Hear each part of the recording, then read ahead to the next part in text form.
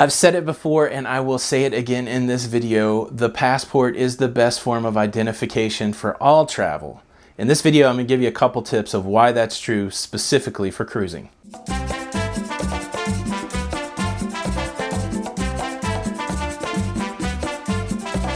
Hey, what's up everybody? Tony with Lido, Loca. Welcome to the Lido, Loca YouTube channel. And if you're new here, I would ask you to consider to subscribe. If you like cruise ships, cruise news, cruise tips, anything cruise really, especially those cruise vlogs when we go cruising, hit the subscribe with the notification bell on and you will be notified of all of our new videos. Now on to today's story. The decision whether to get a passport or not to get a passport is one that floats around cruising quite a bit. I would say that most of the time this decision comes down to money, finances, right? You're going to go on vacation. Do you want to spend an extra $140, $150 for a passport when you could use identification that you already have, like your birth certificate and your ID? I'm going to give you a few reasons why I think passports are essential for cruising. The first one I'm going to offer is just the fact that using a passport is less hassle than actually carrying your birth certificate and your state issued ID. Not only is the hassle less because you only need one document instead of two, but the confidence that people who are accepting your identification place in the passport is greater than the two identification piece system.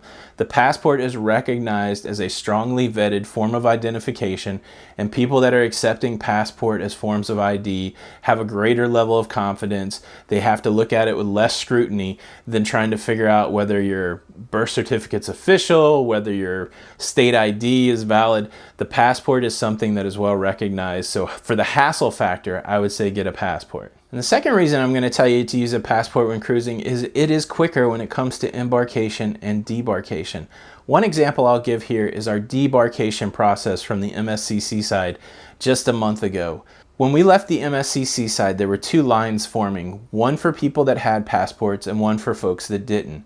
We were in the passport line and we walked to the end of that line and there was an agent there manning a camera. The camera scanned my face, it did facial recognition, it validated my passport without even showing it. And I left that station and I walked straight out of the cruise terminal. I didn't have to stop at a customs agent, I didn't have to stop anywhere, I didn't have to show anything else. I had my passport in my pocket, I didn't even have to show my passport. The technology that's tied with the passport system is greatly increasing and it's greatly speeding up embarkation and debarkation.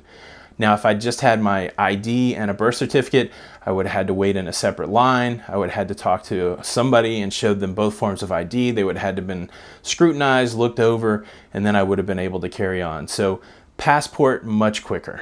There is some concern that it is expensive. It's about $140, $150 to get your passport, but the passport is good for 10 years. So we're talking about $14 or $15 a year to have this form of ID that makes things easier and that is well recognized, the best form of travel ID.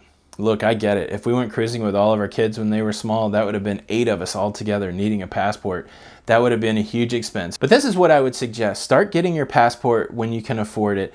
If you have 4 people in your family, I would start with the adults. Those passports last longer. Kids that are 16 and under, those passports only last for 5 years.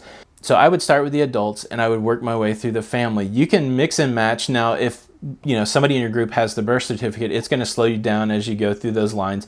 But eventually everybody will have a passport and you will be in a better position for travel. So the question for the comments are this: what are your passport tips? Do you prefer a passport over birth certificate and ID? Have you had any long waits not with a passport? Do you have any other examples of how it's quicker? Leave a comment below. This is day 5 of our cruise count up. We're just about 26 days until we cruise on the Carnival Breeze. And we put this tip series out not only to put some tips out, but to also build this large library of tips, not only from me, but from you guys leaving comments. And we're rewarding people for commenting by taking 1 comment a day, pinning it to the top of the comments. And then at the end of these 31 tips, we're gonna draw one of those pinned posts and we're gonna give them a prize pack. So thanks for stopping by. I hope you enjoyed this video. If you did, if you could hit a like, that would be helpful. Again, if you're new, consider subscribing. Follow us on all of our social media. This is Tony with Lido, Loca, and until the next time, we'll see you on the Lido. Bye.